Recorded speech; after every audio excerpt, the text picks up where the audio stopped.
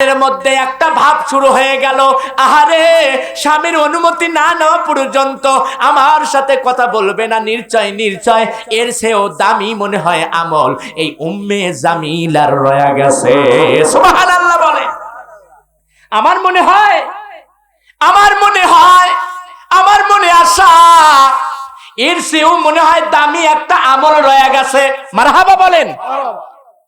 নিশ্চয় এর মনে হয় এর চেয়ে ভালো আমল রয়ে গেছে। তার মনের ভিতরে একটা আগ্রহী জন্ম নিল, আকর্ষণ জন্ম নিল, তার দিলের মধ্যে একটা আকর্ষণ সৃষ্টি হয়ে গেল। বাজানরে আমার বাড়িতে আসলেন, আসিয়া হাঁটি হাঁটি পা পা করে আগামীকাল উম্মে জামিলার সঙ্গে সাক্ষাৎ করবে। বাজানরে আমার যাওয়ার সঙ্গে সঙ্গে সঙ্গে পাশ লাগাইলেন হলো হোসাইন আর হাসান। আর হোসাইনটা যেদি ছিলেন আহারে নবীর চেহারার সাথে সাদৃশ্য ছিলেন। হোসাইন ডাকতে বলে, মা আগামী গতকাল তুমি কোথায় গিয়েছিলা? আমি তোমাকে তন্ন তন্ন করে খুঁজলাম। মারহাবা বলেন। আরে জান্নাতে এমনি আপনাকে পাঠাইবে না, তার ডকুমেন্ট দিয়েছে। ও আমার মা, ভালো করে শুনে রাখো, নারীদের জন্য জান্নাতি হইবে, জান্নাতি সরদারিনী হবে আমার নবী, মায়ার নবীর কলিজার টুকরো আম্মা জান ফাতেমা রাদিয়াল্লাহু তাআলা আনহা। তিনি হবেন হলো আপনার মহিলাদের সরদারিনী, আর যুবকদের সর্দার হবে হাসান হোসাইন। এ মুসলমান ভাইরা, খুতবার মধ্যে কিন্তু আল্লাহ রাব্বুল আলামিন কত সুন্দর করে তুলে দিয়েছে, ওয়াল হাসানু ওয়াল হুসাইনু শাহিদা শাবাবি আহলিল জান্নাহ। মারহাবা বলেন। আরে জান্নাতের যে ডকুমেন্ট তার প্রমাণ দিয়ে দিচ্ছে যে মা বোনদের জন্য জান্নাতের সর্দারিনী হবে আম্মা জান ফাতেমা রাদিয়াল্লাহু তাআলা আনহা। আহারে ওগো মা, তোমাদের মধ্যে কত দামি বানিয়ে দিয়েছেন আম্মা জান ফাতেমাকে, আহারে কত সুন্দর দামি বানায়া দিয়েছেন। এরপরে হচ্ছে যুবকদের মধ্যে সর্দারিনী বানিয়ে দেবে, সর্দার বানায়া দিবেন হাসান আর হোসেনকে। জোরে বলেন সুবহানাল্লাহ। আল্লাহর নবী আখিরি জামানার পয়গম্বর তখন ডাকতে বলে, দুনিয়ার মানুষরা শুনে রাখো, আমার কাছে আমার সিংহাসন আমার হলো জায়গা। দেখেন কত দামি বুঝাইয়া দিছেন, শাবাবি আহলিল জান্নাহ ওয়া হামজাতু আসাদুল্লাহি ওয়া আসাদু রাসূলিহি। বলে হামজা হলো আমার সিংহ, হামজা হলো আমার দ্বীনের জন্য রাহবার, হামজা হলো সিংহর মতন তুলনা করেছে। বলে এমনি তুলনা করে নাই, ওই আল্লাহর নবী আখিরি জামানার পয়গম্বর জান্নাতের কথা বলতে। বলে তামাম পৃথিবীর মানুষরা শুনে রাখো, এমনি জান্নাত দেয় নাই, এমনি জান্নাত পাইবে না, এমনি পাইবে না। কেন পাইবে? আমার আল্লাহ কেন এই কথা বললেন? আমার নবীকে দিয়ে বলাইলেন, আল হাসানু ওয়াল হুসাইনু শাহিদা শাবাবি আহলিল জান্নাহ। দুইজন ব্যক্তি জান্নাতের সর্দার হবে। এই সর্দারটা হলো হাসান আর হুসাইন। জবান খুলে বলেন সুবহানাল্লাহ। আম্মা জান ফাতেমা রাদিয়াল্লাহু তাআলা আনহু ডাকতে বলতেছে, ও আমার মাওলা, ও আমার আল্লাহ, ও আমার আল্লাহর নবী মদিনাওয়ালা কামলিওয়ালা কাউসারওয়ালা নবীকে ডাকতে বলতেছে, আব্বা জান গো, জান্নাতের সর্দার বানাইবে হাসান হোসেনকে, আর মহিলাদের বানাইবেন হলো আপনার মা ফাতেমাকে। মা ফাতেমা ডাকতে বলে, আল্লাহ, ও আমার মালিক, আপনি কেমন বন্ধু বানাইছেন? ওই বন্ধুটা হলো মদিনাওয়ালা কামলিওয়ালা কাউসারওয়ালা। সুন্দর করে কোরআনে তার কথা আসলেন, ওরা ফাআনা লাকা যিকরা, আমি সম্মান ইজ্জতটা বাড়াইয়া দিয়েছি আমি আল্লাহ, আমি মাওলা। একবার জবান খুলে বলেন সুবহানাল্লাহ। আমি মান সম্মানটা বাড়িয়ে দিছি। জিবরাইল আমিন সালাম দিলেন আল্লাহর নবী আখিরি জামানার পয়গম্বরকে। ডাকতে বলতেছে ইয়া রাসূলুল্লাহ ইয়া হাবিবাল্লাহ, হুজুর গো বলেন না আপনার উম্মতিরা যখন চলে যাবে, মায়াবী দুনিয়ার বুক থেকে বিদায় হয়ে যাবে, নবী গো আপনি শুনে রাখেন, আল্লাহ সংবাদ জানাইছে, আল্লাহ ডকুমেন্ট জানাইছে, মৃত্যুর 1 ঘন্টা পরে, মৃত্যুর 1 ঘন্টা আগে, একদিন অথবা 2 দিন অথবা মৃত্যুর পূর্বে যদি তওবা যদি পড়িয়া নাই, আমার আল্লাহ তার জীবনের গুনাহ খাতা মাফ করিয়া দেয়। বড় ডকুমেন্ট না, কথা বলেন ঠিক কিনা? যদি মৃত্যুর আগে একবার আমার নসিবে, আপনার নসিবে যদি তওবা নসিব হয়ে যায়, এর চেয়ে বড় চাওয়া পাওয়া আর কিছুই নেই। কথা বলেন। বন্ধুগণ আমার, লক্ষ্য করেন, খেয়াল করেন, এইভাবে যখন সুন্দর করে জানাইলেন, আম্মা জান ফাতেমা রাদিয়াল্লাহু তাআলা আনহা ডাক দিয়ে বলতেছে, আব্বা গো বলেন না, তাহলে আমি জান্নাতে রমদের সর্দারিনী হব। নবী আমার ডাক দিয়ে বলে, ফাতেমা এত খুশি হইও না, তোমার আগে একজন মহিলা যাবে জান্নাতে। সুবহানাল্লাহ বলেন। বেজার লাগছে কিনা? নবী যখন এটা বলছে যে মা এত খুশি হইও না, তোমার আগে একজন মহিলা যাবে জান্নাতে, সুবহানাল্লাহ বলেন। আসলে ওই মহিলাটা কি সাধারণ মহিলা? সাধারণ মহিলা না, আমাদের এলাকার মা বোনের মতন না, 6 বেলায় ঝগড়া করে এরম ধরনের মা না। কথা বলেন না কেন? এরপরে 4 জন মহিলা এক জায়গায় বসলে ওর কথা, এর গিবত, সের গিবত, ওর চগলখড়ি, ওর নিন্দা নিয়ে বসে থাকে। কিন্তু না, এ আবার কোন ধরনের মা? আল্লাহর নবী আখিরি জামানার পয়গম্বর ডাকতে বলতেছে, ও আমার ফাতেমা এত খুশি হইও না, তোমার আগে একজন মহিলা যাবে জান্নাতে। আম্মা জান ফাতেমা ডাকতে বলে, ইয়া রাসূলুল্লাহ ইয়া হাবিবাল্লাহ, হুজুর গো বলেন না আমার আব্বা গো সেই মহিলাটাকে, ওই মহিলাটাকে। ডাকতে বলে, আব্বা নিশ্চয় আমার সে মনে হয় ইবাদত বন্দেগী বেশি করে। ও পানের আব্বা, নিশ্চয়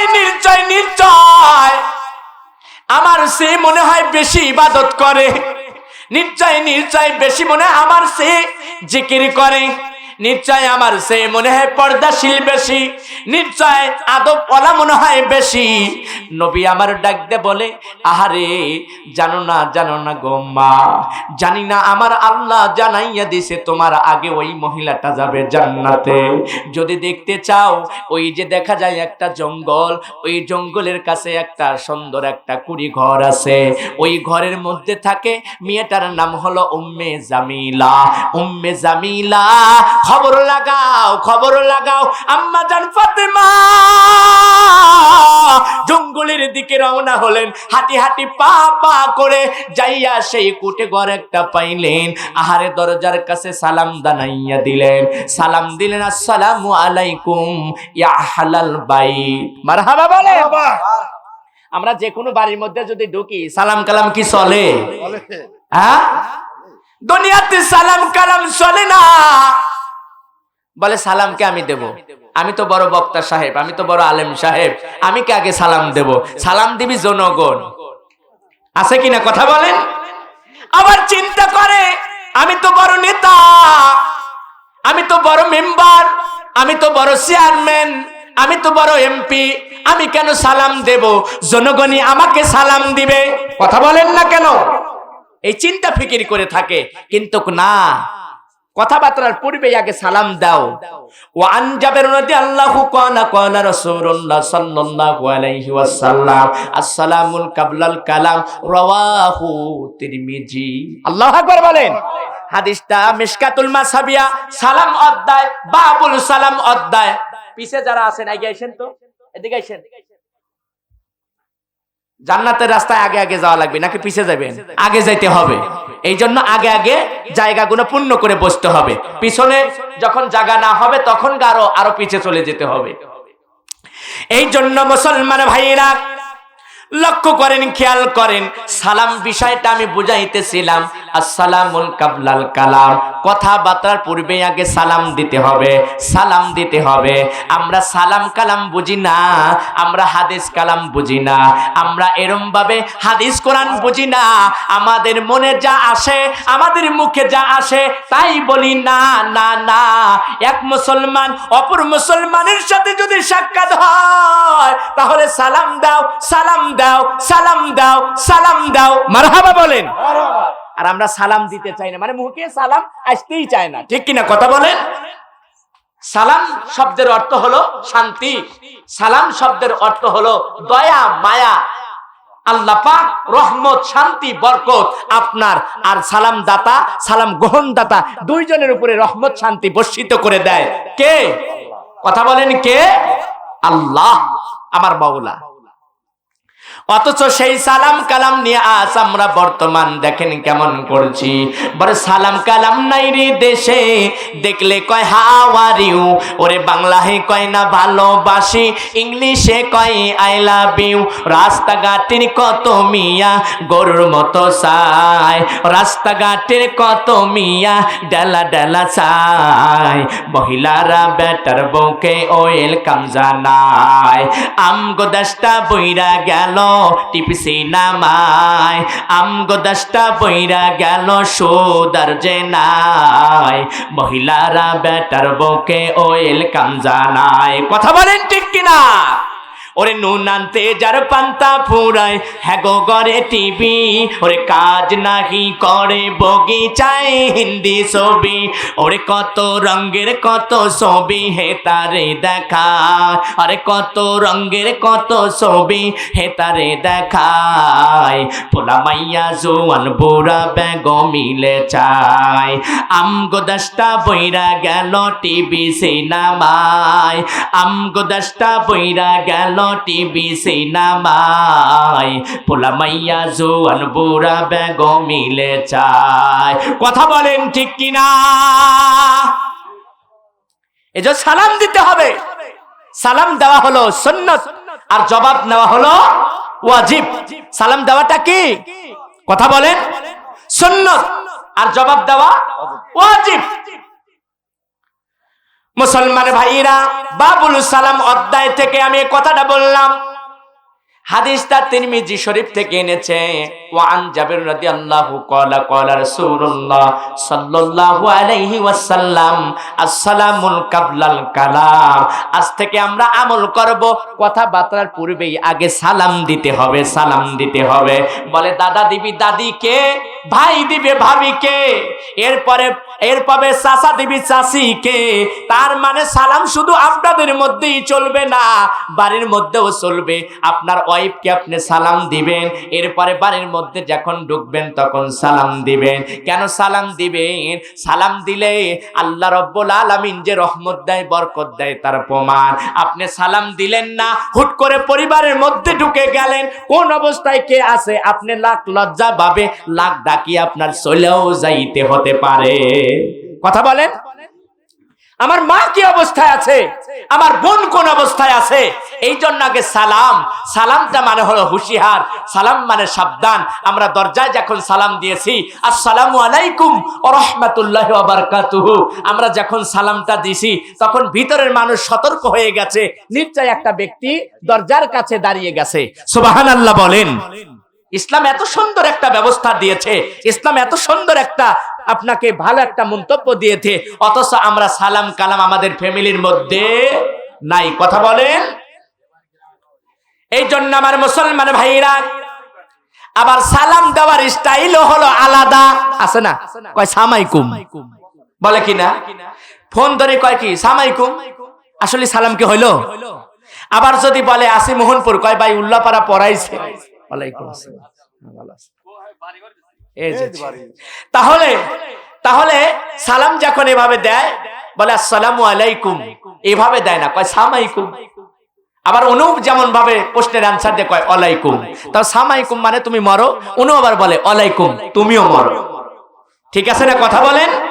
এইভাবে দেয়। এইজন্য আমরা সালামটা দেব শুদ্ধ করে, আসসালামু আলাইকুম ওয়া রাহমাতুল্লাহি ওয়া বারাকাতুহু, ওয়া আলাইকুমুস সালাম ওয়া রাহমাতুল্লাহি ওয়া বারাকাতুহু। একবার জবান খুলে বলেন সুবহানাল্লাহ।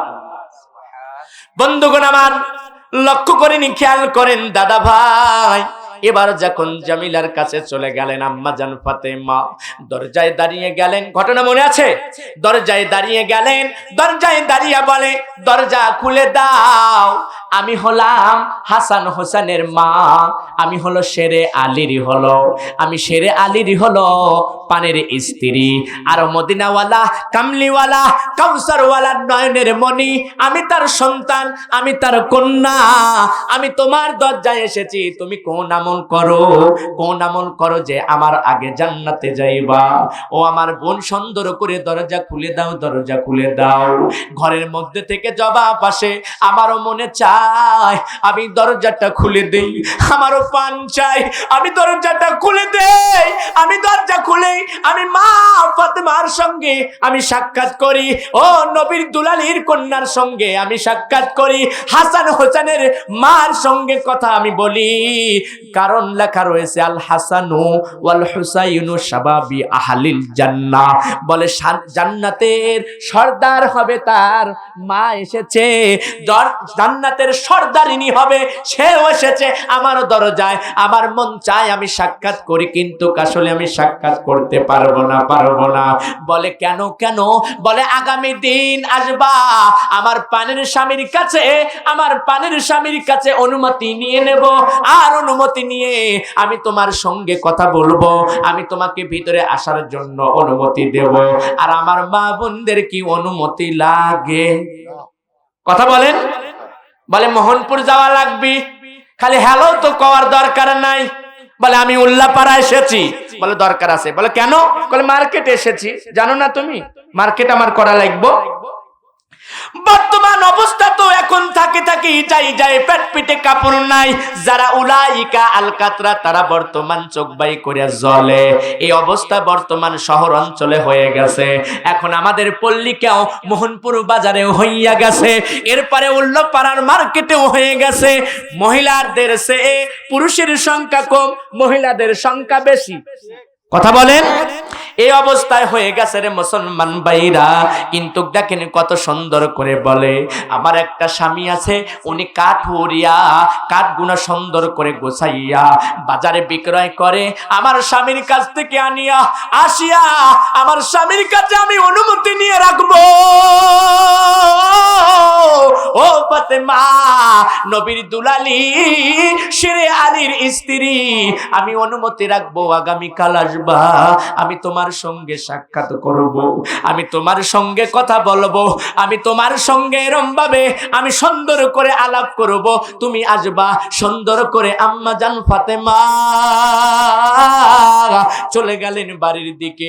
ফাতেমার মনের ভিতরে একটা আরো উদ্ভট হইয়া গেল, আর দিলের মধ্যে পানের মধ্যে একটা ভাব শুরু হয়ে গেল, আহারে স্বামীর অনুমতি না নেওয়া পর্যন্ত আমার সাথে কথা বলবে না, নিশ্চয় নিশ্চয় এর চেয়েও দামি মনে হয় আমল এই উম্মে জামিলার রয়া গেছে। সুবহানাল্লাহ বলে। আমার মনে হয়, আমার মনে হয়, আমার মনে আশা এর চেয়েও মনে হয় দামি একটা আমল রয়ে গেছে। মারহাবা বলেন। নিশ্চয় এর মনে হয় এর চেয়ে ভালো আমল রয়ে গেছে। তার মনের ভিতরে একটা আগ্রহী জন্ম নিল, আকর্ষণ জন্ম নিল, তার দিলের মধ্যে একটা আকর্ষণ সৃষ্টি হয়ে গেল। বাজানরে আমার বাড়িতে আসলেন, আসিয়া হাঁটি হাঁটি পা পা করে আগামীকাল উম্মে জামিলার সঙ্গে সাক্ষাৎ করবে। বাজানরে আমার যাওয়ার সঙ্গে সঙ্গে সঙ্গে পাশ লাগাইলেন হলো হোসাইন আর হাসান। আর হোসাইনটা যেদি ছিলেন আহারে নবীর চেহারার সাথে সাদৃশ্য ছিলেন। হোসাইন ডাকতে বলে, মা আগামী গতকাল তুমি কোথায় গিয়েছিলা, আমি তোমাকে তন্ন তন্ন করে খুঁজলাম। ও মা বলো না বলো না। বলে আমি অন্য একটা জায়গায় গিয়েছিলাম, আজ রওনা হইছো আমাকেও রেখিয়া। না না না, আমি তোমার সঙ্গে যাব। হোসেন রওনা হয়ে গেলেন, দরজার কাছে সালাম জানাইলেন, আসসালামু আলাইকুম ইয়া হালাল বাইত। আহারে সালাম দিলেন, আসসালামু আলাইকুম ইয়া হালাল বাইত। এবার সুন্দর কাছে দরজার কাছে দাঁড়াইয়া দরজা খুলবে, কিন্তু কুকি মেরে দেখে হোসেন তার পাশে। ডাকতে বলে আমার বোন, আমি দরজা খুলতে পারবো না, কারণ আমার স্বামীর কাছ থেকে অনুমতি নিয়েছি তোমার, কিন্তু ওই সন্তানের অনুমতি নেই নাই। আমি দরজা খুলতে পারবো না, আমি দরজা খুলতে পারবো না। আরে হোসেন ডাকতে বলে মা, তুমি কেন এই বাড়ির দরজার কাছে দাঁড়াইছো? তুমি তো হাসান হোসেনের মা, শেরে আলীর স্ত্রী, আর মদিনাওয়ালা কামলিওয়ালা কাউসারওয়ালার নয়নের মণি। তুমি হলো মদিনাওয়ালার কলিজার টুকরা, নয়নের মণি। মারহাবা বলেন। আপনি এই জায়গায় দাঁড়িয়ে থাকবেন তা তো হতে পারে না। আর এই মহিলা তো বেদব দেখতেছি, দরজা খোলে না। আপনি বলেন দরজা খোলেন, তারপরেও খোলে না, নিশ্চয় এখানে কারণ আছে। বলে বাবা না, এই মহিলাকে তুমি বেদব বলিও না। বাবা তুমি জানো না, তোমার মায়ের আগে জান্নাতে যাবে এই মহিলাটা, এই মহিলাটা যাবে। বলে কে বলেছে? বলো না বলো না। বলে তোমার নানা বলেছে, মা ফাতেমার আগে জান্নাতে যাবে এই মহিলাটা, উম্মে জামিলা, উম্মে জামিলা, উম্মে জামিলা। এই কথা বলার সঙ্গে সঙ্গে হুসাইন ডাকতে বলে, ওই নানু জান এই কথা বলেছে? বলে হ্যাঁ হ্যাঁ হ্যাঁ। বলে চলো চলো তাহলে, কোন আমলের কারণে, কোন ইবাদতের কারণে, কোন জিকিরের কারণে, কোন সালাত আদায় করার কারণে নানুর কাছে যাই। নানুর কাছে এই তথ্যটা আমরা দুজন মিলেই সন্ধান করে নেই, সন্ধান করে নেই। চিল্লায়া বলেন সুবহানাল্লাহ, আল্লাহু আকবার বলেন। তাদের মনের ভিতর কি প্রতিমা ছিল? তাদের মনের ভিতরে কি প্রতিমা ছিল? তাদের মনের ভিতরে কোন স্বপ্ন ছিল? সুন্দর করে আসিয়া ডাকতে বলতেছেন। হোসেন ডাকতে বলে, নানুর হাত ধরিয়া বলে, নানু বলো না বলো না, আমার মায়ের আগে এই মহিলাটা জান্নাতে যাবে কোন আমলের কারণে? বলো না। বলে নানু ভাই তুমি আমার হাতটা ছাড়ো। বলো না, আমি হাতটা ছাড়বো না। আমার মায়ের আগে যে মহিলাটা জান্নাতে যাইতে পারে, নিশ্চয় নিশ্চয় নিশ্চয় আমার মাওলা, আমার আল্লাহ, আমার মালিকের কাছে এই মহিলাটা অনেক দামি, অনেক দামি, অনেক দামি। মারহাবা বলেন। অনেক দামি, যার কারণ তো হতো না। জান্নাতে তো আমার আপনার তো হাওয়ায় লাড্ডু না, জান্নাত চাইলাম আর আল্লাহ পাক দিয়ে দিল, তাই কি? কথা বলেন। জান্নাতের কাজ করে তারপরে জান্নাতে যেতে হবে। সুবহানাল্লাহ বলেন। ডাকতে বলে, নানু ভাই বলো না বলো না। এবার হযরত শেরে আলী, হযরত আলী রাদিয়াল্লাহু তাআলা আনহু সুন্দর করে ডাকতে বলে, লাব্বাইকা ইয়া রাসূলুল্লাহ, লাব্বাইকা ইয়া হাবিবাল্লাহ। নবী আমার ডাকতে বলে, এবার লাব্বাইকা ইয়া রাসূলুল্লাহ, লাব্বাইকা ইয়া হাবিবাল্লাহ বন্ধ করো, শ্বশুর আব্বা বলো। সুবহানাল্লাহ। কয় গুণা বন্ধ করো, এখন শ্বশুর আব্বা বলো। কি হয়েছে বলো? বলে যে ফাতেমার আগে যে মহিলাটা জান্নাতে যাবে, আব্বা বলেন তো আসলে তার আমলটা কি? বলে শুনবা? বলে হ্যাঁ। বলে শুনবা? বলে হ্যাঁ। আম্মা জান ফাতেমা রাদিয়াল্লাহু তাআলা আনহা ডাক দিয়ে বলতেছে, আব্বা বলেন না বলেন না। বলে তাহলে শোনো, তাহলে শোনো। ওই মহিলাটা সুন্দর করে একটা তোমাকে ঘোড়ার উপরে চড়াইয়া আহারে টানতে টানতে লাগামটা ধরবে উম্মে জামিলা। ওই লাগামটা ধরিয়া যখন জান্নাতে পাও রাখবে, জান্নাতে পাও রাখার পরে তোমার ঘোড়া সহ তুমি জান্নাতে যাইবা। আল্লাহর নবী আখিরি জামানার পয়গম্বর ডাক দিয়ে বলে, ও আমার কলিজার টুকরো ফাতেমা, শোনো শোনো, এই উম্মে জামিলার একটা আমল বহাল থাকার কারণে, একটা আমল বহাল থাকার কারণে এই জন্য আমার মাওলা, আমার আল্লাহ তোমার সেই ঘোড়ার লাগামটা ধরিয়া সুন্দর করে ধীরে ধীরে জান্নাতে পাও রাখবে আগে। এই বহলটা আমলটা হলো তার স্বামীর কথা ছাড়া একটা কথাও তিনি বাইরে কোনো কাজ করেন না। স্বামীর অর্ডার যদি করে এখানেই বসে থাকতে হবে, সুন্দর করে বসে থাকে। স্বামীর অর্ডার না পাওয়া পর্যন্ত বাড়ির বাহিরে হয় না। স্বামীর অর্ডার না পাওয়া পর্যন্ত অন্য মানুষ প্রবেশ করবে না।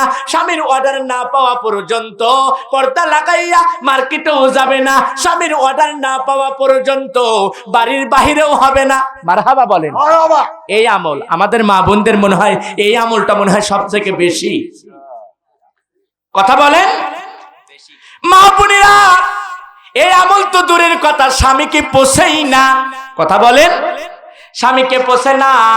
তবে মনে রাখো আল্লাহ রব্বুল আলামিন জানায়, এ দুনিয়ার মানুষ ভালো করে শুনে রাখো, আমার পরে আল্লাহ নিজেই বলে, আমার পরে যদি সিজদার স্থান বানাইতাম তাহলে তোমার স্বামীকে সিজদা দেওয়া লাগতো।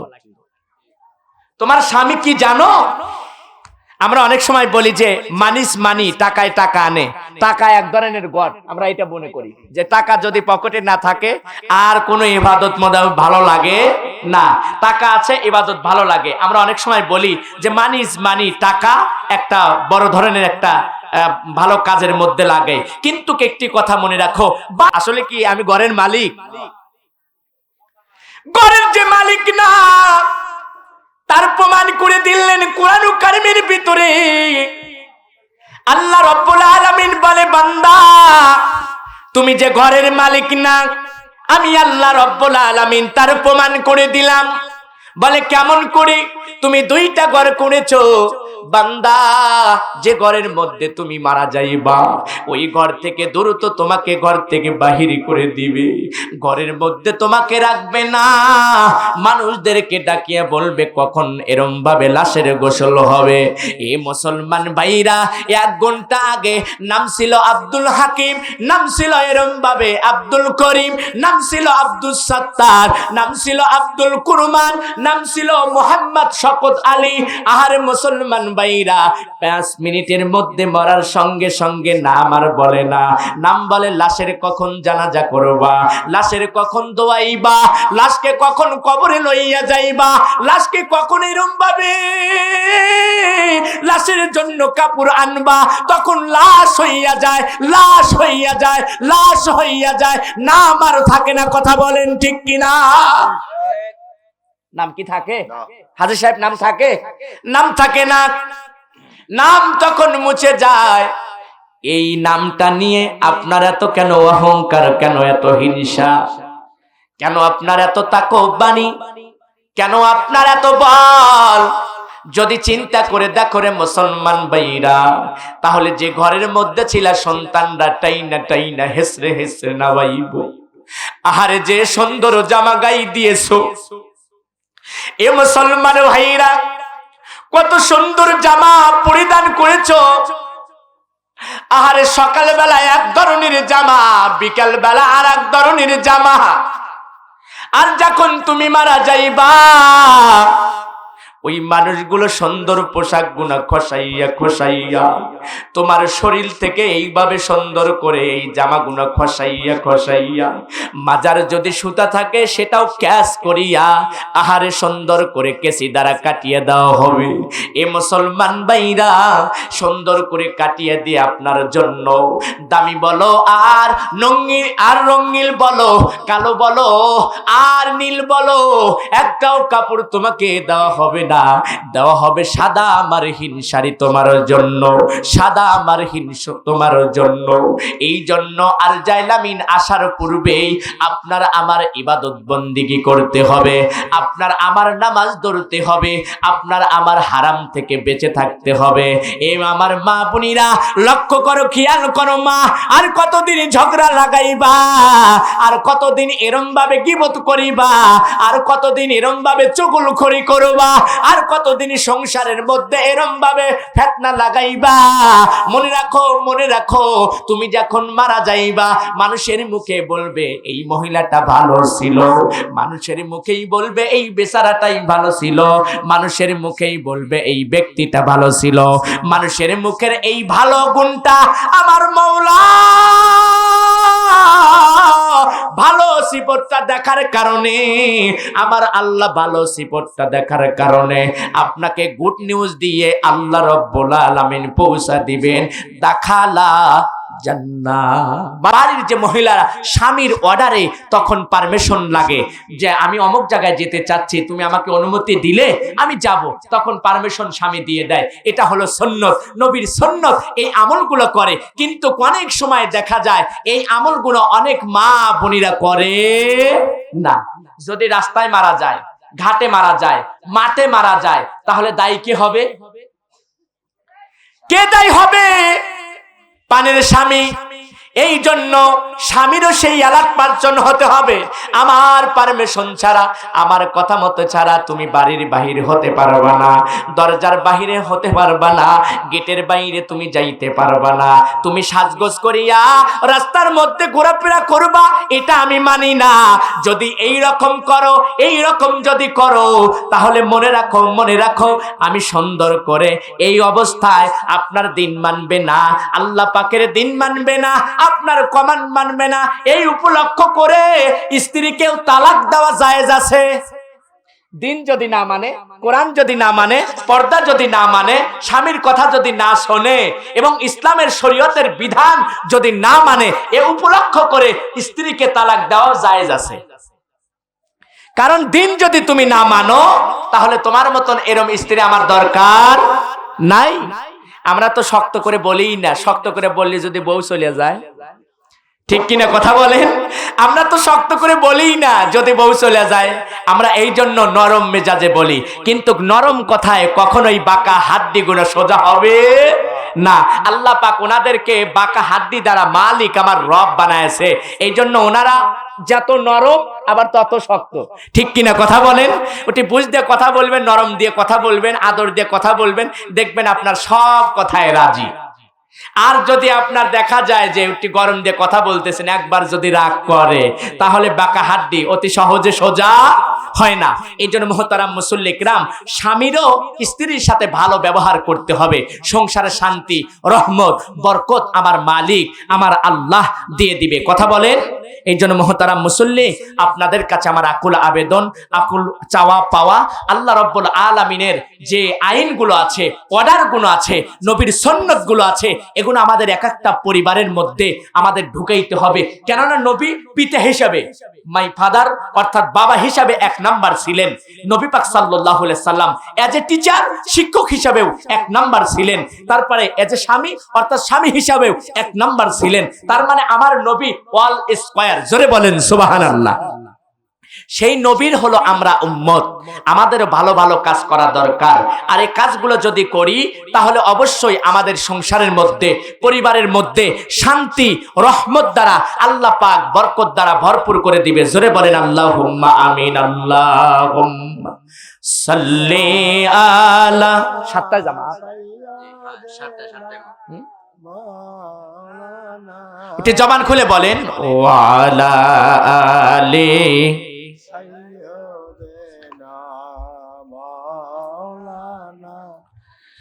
আমার একটা স্বপ্ন পূর্ণ করো ও গো দয়াময়, আমার একটা স্বপ্ন পূর্ণ করতে গিয়ে না পাই যেন ভয়। আমি অটল যেন থাকতে পারি আল কোরআনের সাথে। ঠিক কিনা কথা বলেন? আমি অটল যেন থাকতে পারি আল কোরআনের সাথে। আমি ধৈর্য নিয়ে ডাকতে পারি দিন কায়েমের পথে। আমায় ধৈর্য দিও, সাহস দিও ও গো দয়াময়। আমায় ধৈর্য দিও, সাহস দিও ও গো দয়াময়। তোমার পথে চলতে গিয়ে না পাই যেন ভয়। আমার একটা স্বপ্ন পূর্ণ করো ও গো দয়াময়। তোমার পথে চলতে গিয়ে মরণ যেন হয়। ঠিক কিনা কথা বলেন? এই জন্য মহতারাম মুসল্লি ইকরাম, আমাদের কোরআনের কথা বলতে হবে, কোরআনের পথে থাকতে হবে, কোরআনের আন্দোলন করতে হবে, যাতে করে আপনার ইউনিয়ন পরিষদে, এরপরে হলো আপনার উপজেলা থেকে, এরপরে হলো আপনার গ্রামে অঞ্চলে, তারপরে হলো পরিবারের মধ্যে, শহরে, সকল জায়গায় যেন কোরআনের এরম ভাবে ছায়া, কোরআনের ভালোবাসা, কোরআনের কথা যেন হয়। আর কোরআন দিয়ে এই রাষ্ট্র, কোরআন দিয়ে পার্লামেন্ট, কোরআন দিয়ে সমাজ চলুক, কোরআন দিয়ে এলাকা চলুক, কোরআন দিয়ে ঘর চলুক, এটাই তো আমি আপনি চাই। কথা বলেন, এটাই চাই।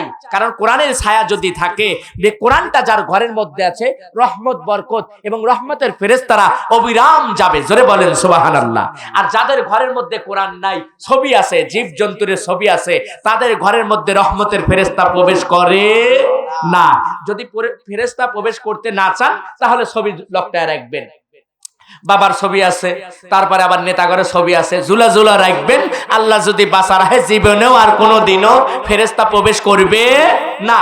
আর যদি চান যে এই রহমত বরকত আমার ঘরেও ঢুকুক, তাহলে সেগুলোকে সরায়া দিয়ে আল কোরআন ঘরের মধ্যে রাখুন। আল্লাহ পাক, নবী পাক সাল্লাল্লাহু আলাইহি সাল্লাম নিজেই বলেছেন, যে ঘরের মধ্যে কোরআন কারীম আছে, ওই ঘরে মানুষ শয়তান, জিন শয়তান, খবিশ শয়তান, নফস শয়তান কোনো কিছুই আক্রমণ করতে পারে না। সুবহানাল্লাহ বলেন।